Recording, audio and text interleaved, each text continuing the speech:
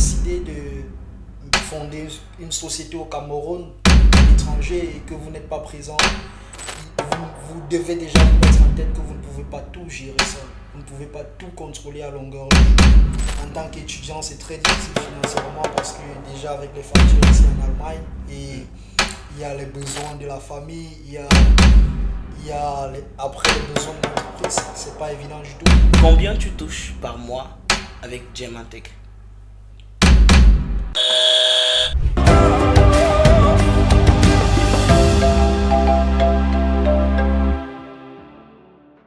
Salut à vous, j'espère que vous allez bien. Bienvenue sur Value, la chaîne du peuple, la chaîne des valeurs africaines et la chaîne qui vous permettra d'atteindre vos objectifs académiques, sociaux et même professionnels. Alors restez tout simplement scotchés parce que tout est possible. Alors aujourd'hui nous sommes avec un invité très intéressant qui est tout simplement à ma droite. Nous allons aborder un thème très convoité, très aimé, très recherché d'ailleurs par la communauté, par la diaspora africaine, qui est comment gérer une entreprise à distance. Alors aujourd'hui, comme je l'ai dit, nous sommes avec un invité spécial qui nous vient de très loin d'ailleurs. Merci pour le déplacement. Je vais justement te laisser te présenter. Ok, merci encore pour votre invitation. Je suis honoré d'être dans vos bureaux ce soir. Moi, je suis Jonathan Jopner, je suis étudiant électrotechnicien à la Hochschule de Kaiserslautern et entre autres, je suis jeune entrepreneur camerounais. Donc ça, c'est ce qui me concerne personnellement. Ok. Les présentations faites, entrons dans le vif du sujet. Alors, tu es entrepreneur, Jonathan. Ouais. Tu es étudiant en électrotechnique. Exactement. Vivant en Allemagne, on tenait à le dire, à la Hochschule de Kaiserslautern. Alors,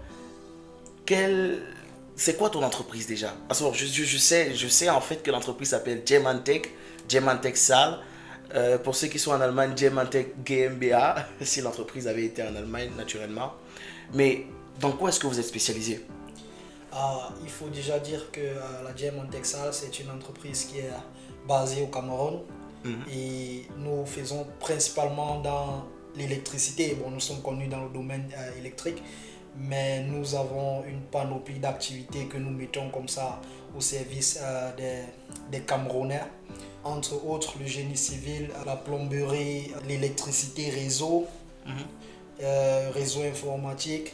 Et la liste est assez exhaustive, je ne vais pas tout détailler ici. Ah, ok, c'est très intéressant. En tout cas, est-ce qu'il y a un site web qu'on peut visiter pour avoir les informations? Pour l'instant, nous n'avons pas encore pensé au développement du site web. Nous continuons à développer l'entreprise d'abord pour pouvoir plus tard avoir toutes les informations présentes sur notre site web.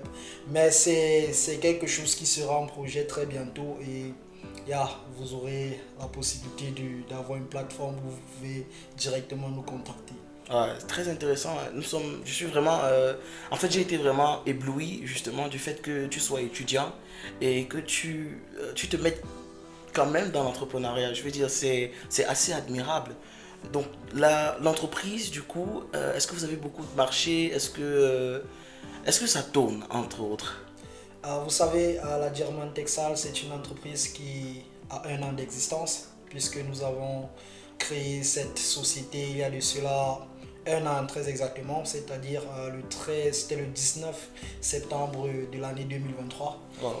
Et depuis lors, nous avons eu des clients qui nous ont fait confiance et qui ont d'ailleurs été satisfaits. Mais maintenant, en termes de dire beaucoup de marchés, ça dépend maintenant de ce qu'on appelle beaucoup et de ce qu'on appelle peu. Mais toujours est-il que les marchés que nous recevons de nos clients, nous assurons qu'ils soient satisfaits à la fin. Parce que pour nous, c'est la satisfaction du client, c'est pour nous la base, c'est le plus important. Donc en gros, moi ce que j'aimerais savoir, je pense que ce que les viewers aimeraient aussi savoir, c'est est-ce que tu te fais du chiffre? Bon, vous savez, quand vous développez une entreprise, si vous vous basez uniquement sur le revenu que vous pouvez avoir, alors vous ne pouvez pas progresser, vous ne pouvez pas évoluer. Et je m'explique parce que le plus important, d'abord, c'est satisfaire le client. Et une fois que le client est satisfait, vous savez, la publicité, c'est la plus grande publicité, c'est de bouche à oreille. Ça veut dire que lorsqu'un client est satisfait, il vous rapporte un autre client. Et c'est comme ça que nous procédons. Ça veut dire que notre client est notre agent marketing. C'est-à-dire, nous sommes une entreprise en devenir et pour l'instant, tous, nous concentrons beaucoup plus à faire évoluer l'entreprise et nous sommes patients et les choses vont aller de mieux en mieux. De mieux en mieux. En tout cas, super, super intéressant. Ce que j'aimerais savoir, à quoi est-ce que vous aspirez dans le futur? Où est-ce que vous voyez la Diamant Texal dans 5 ans, dans 10 ans? Ça, c'est une très bonne question et je vous remercie d'ailleurs pour cette question. J'aimerais déjà rappeler que la Diamant Texal est une entreprise visionnaire. Ça veut dire, pour l'instant, nous ne sommes même pas à 2% de ce que nous devons réaliser, de ce que nous projetons réaliser dans le futur. Nous avons pour projet d'aider à la résolution des problèmes de coupure d'électricité au Cameroun. Nous réfléchissons sur des solutions que nous pouvons apporter à ce problème et pour arriver à cela, il nous faut de nombreux moyens et l'un d'entre ces moyens-là, c'est déjà un partenariat avec Eneo Cameroun parce que nous aimerions bien être partenaires avec Eneo Cameroun pour aider déjà Eneo dans l'accomplissement de ses tâches parce que c'est jamais facile pour une seule entreprise de pouvoir subvenir aux besoins de toute la population camerounaise.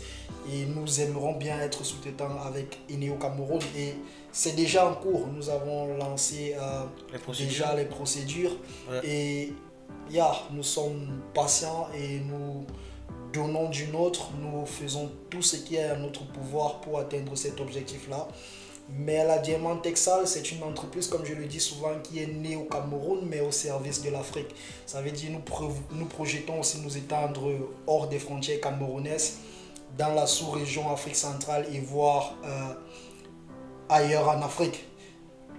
Donc principalement, le projet est celui de résoudre les problèmes de coupure d'électricité au Cameroun parce que c'est un problème qui persiste depuis longtemps.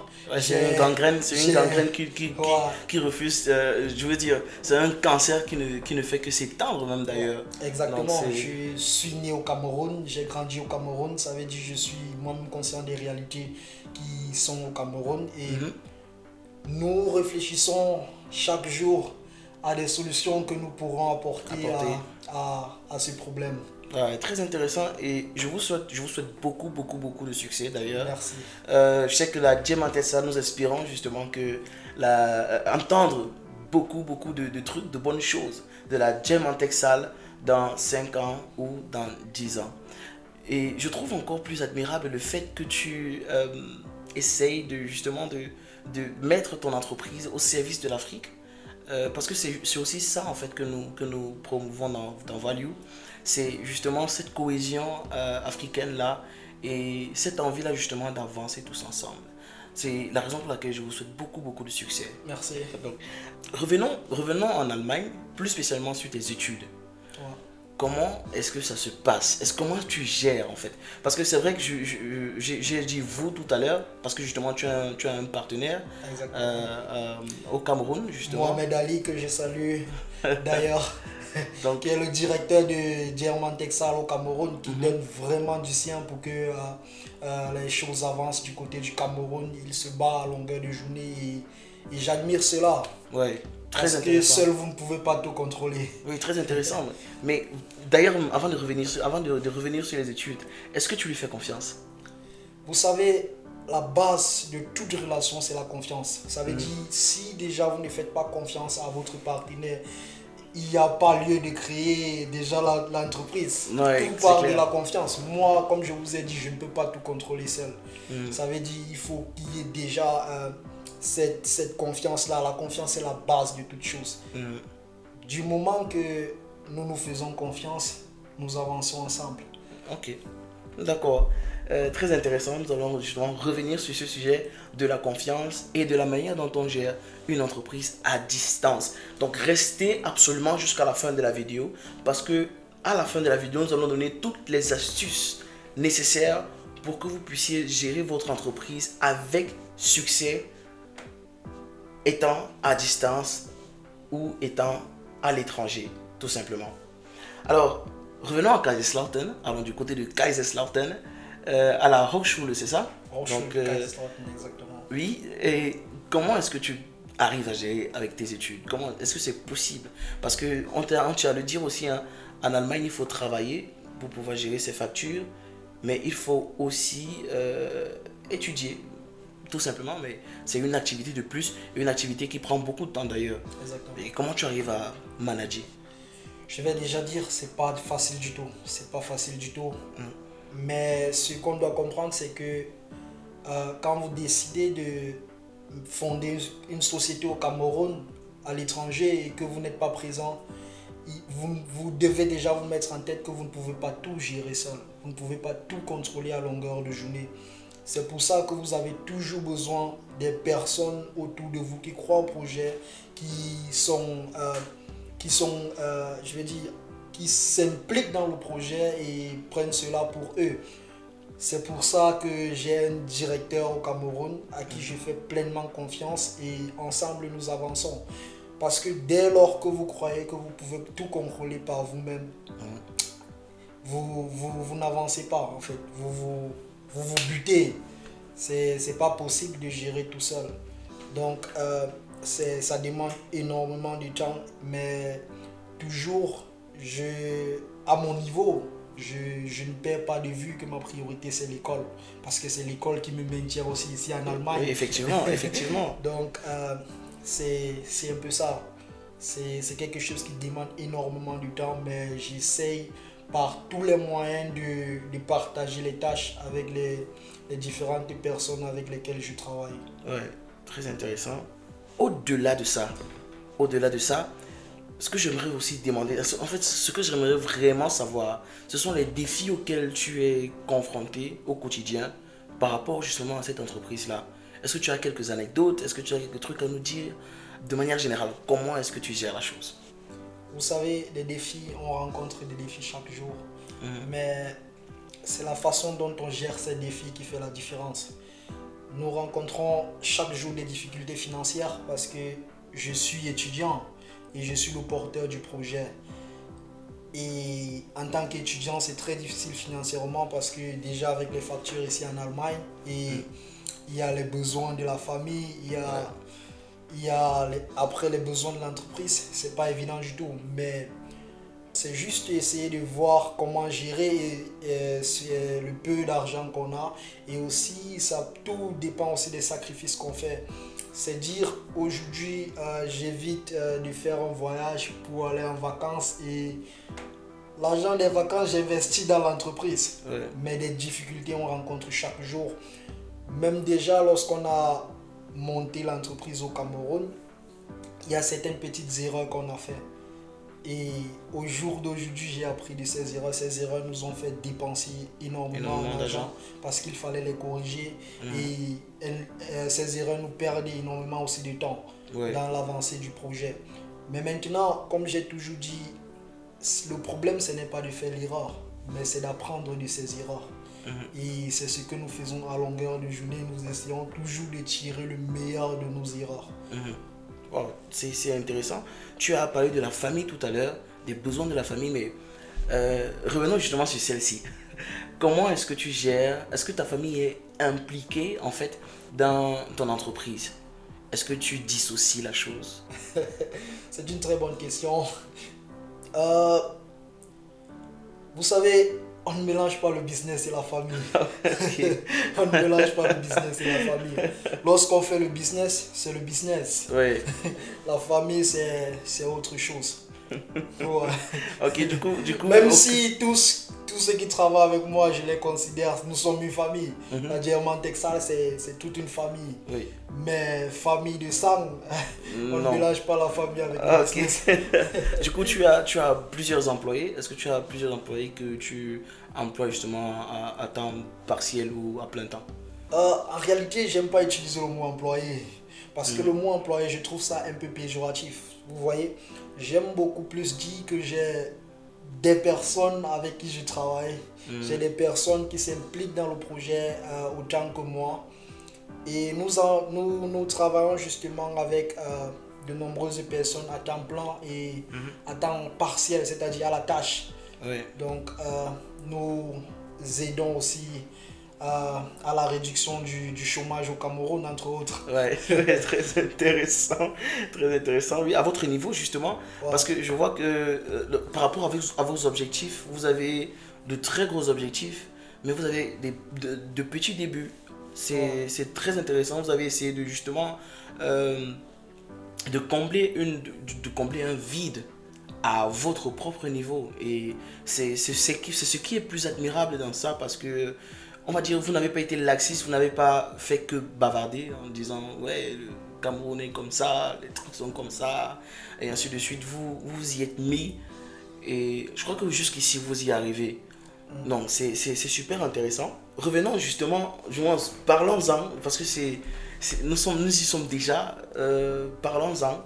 Comment créer une entreprise, ou comment la gérer, les astuces claires pour gérer une entreprise étant à l'étranger. Donc, quelle est la première astuce que tu pourrais donner? Première astuce, déjà, il faut être quelqu'un de visionnaire. Ok, visionnaire. Visionnaire, ça veut dire vous devez avoir une idée claire d'où vous voulez arriver. Ça veut dire, à partir du moment que tu te fixes des objectifs, tu sais exactement la ligne de conduite qu'il te faut pour atteindre ces objectifs-là. Oui. Et aussi avoir le sens du sacrifice. Parce que... le sens du sacrifice. Deuxième, c'est c'est le deuxième point sur lequel je vais dire. Ouais. Il faut avoir le sens du sacrifice. Parce que en tant que Diamant Texal, nous avons connu tellement de difficultés, et nous connaissons encore des difficultés aujourd'hui. Parce que nous sommes une entreprise en croissance. Oui.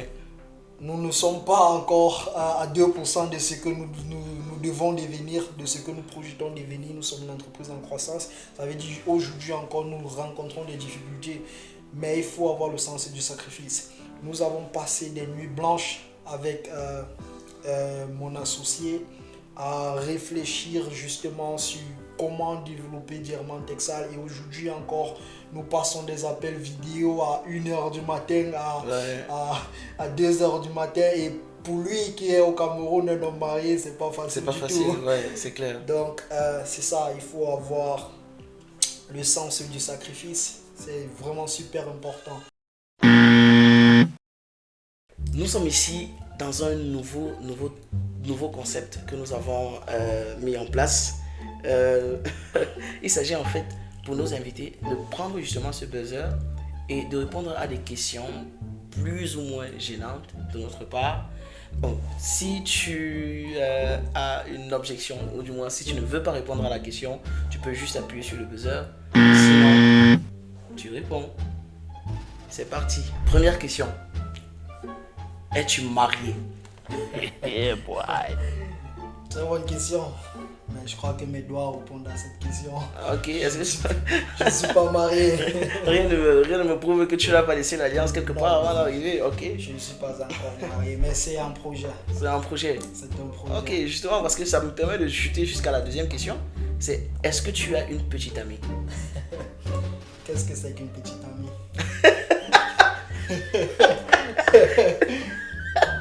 Est-ce que tu as une copine? Est-ce que tu as une copine? Qu'est-ce que c'est qu'une Est-ce que tu es en couple en fait? Ça dépend de la définition qu'on donne du mot couple. Okay. Qu'est-ce que vous entendez par couple? Deux personnes. Est-ce que j'ai une personne avec qui j'aspire à quelque chose? Oui, forcément, oui. Elle pouvait aussi plusieurs, hein, peut-être, je sais pas.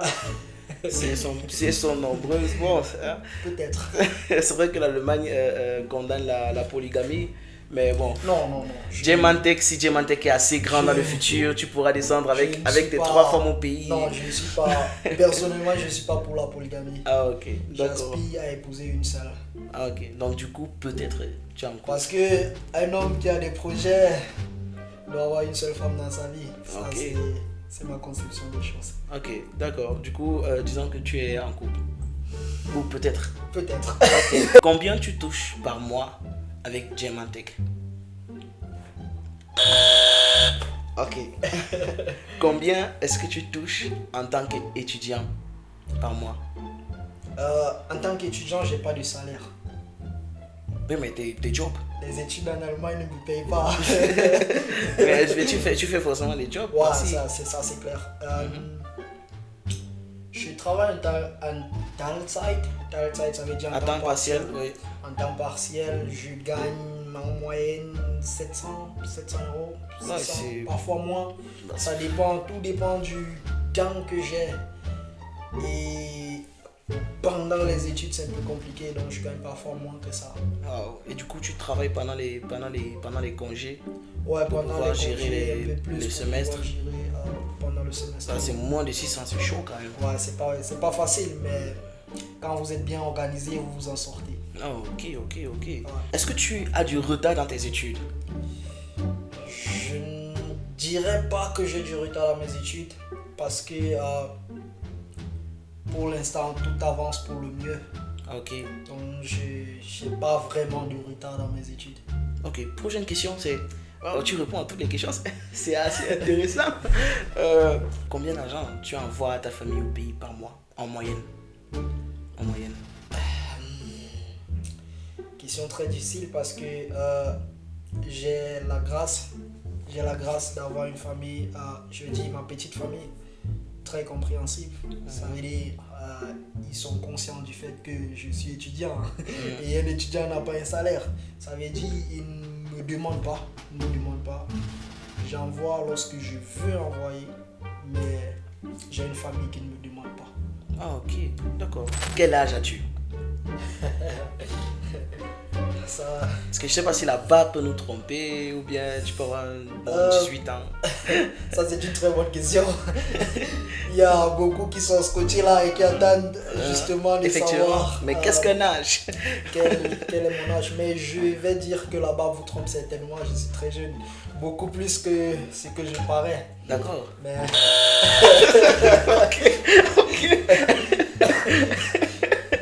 D'accord.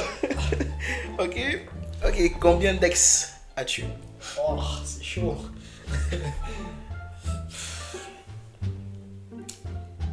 Ça dépend de comment, de ce qu'on entend par ex. Ok.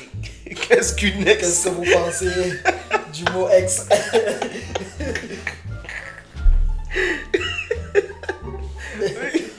Des anciennes copines, en fait. Ah, ok. Mhm.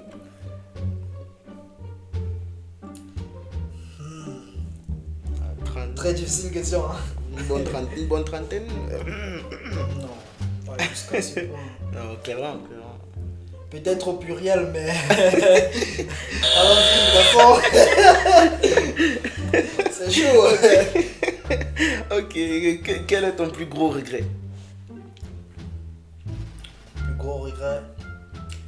Mon plus gros regret, peut-être, c'est de n'avoir pas eu l'opportunité de me lancer dans l'entrepreneuriat beaucoup plus tôt que ça. Mais tu as dit que tu étais assez jeune, donc ça Ouais, va. mais en réalité, on n'est jamais jeune, jamais trop jeune pour entreprendre. Ça veut dire à partir du moment que vous avez un projet, vous avez une idée, juste essayer de faire mûrir l'idée et ne pas forcément attendre de dire que j'attends de réunir les finances nécessaires pour ce projet-là avant de se lancer. Mais déjà à partir du moment que l'idée est mûrie et que vous avez apporté l'idée devant Dieu et que vous voyez que c'est aussi le plan qu'il a pour vous, rien ne vous retient, lancez-vous. Ouais, intéressant, très intéressant. Donc, tu as dit que tu étais en phase, je sais pas, que peut-être tu étais en couple, peut-être. Mais la question que je voudrais poser aujourd'hui, c'est est-ce que tu es papa? Est-ce que dans ta jeunesse, je sais pas, un amour de collège a pu tourner au vinaigre? Tourner au vinaigre derrière le lycée. Non. J'aime beaucoup les enfants. J'aimerais en avoir beaucoup. Mais non, j'ai pas d'enfant pour le moment. D'accord. Donc c'est tout pour cette phase de questions-réponses. Donc merci pour le jeu, merci de t'être Et on dit encore des têtes quoi. Donc c'est tout pour cette phase de questions-réponses. Merci beaucoup, merci de t'être prêté au jeu. Merci à vous. Je crois que ça nous a permis de connaître un peu plus sur toi, Ok. un peu plus, de manière un peu plus profonde, on va dire ça comme ça. Donc nous sommes à la fin justement de cette interview très très intéressante. Nous avons accueilli Jonathan Jobnan, un invité assez spécial, un invité de marque. Donc nous sommes contents de t'avoir vu sur le plateau de Value. Merci pour le déplacement. Donc n'oubliez pas de vous abonner, d'activer la cloche de notification, de commenter, lâchez, exprimez-vous en commentaire et surtout likez les amis. Vous êtes nombreux à voir mais très peu à liker, très peu à vous abonner. Faites-le rapidement parce que ce qui se prépare dans les prochaines vidéos, ça sera une bombe. Donc Jonathan, merci à toi, au revoir.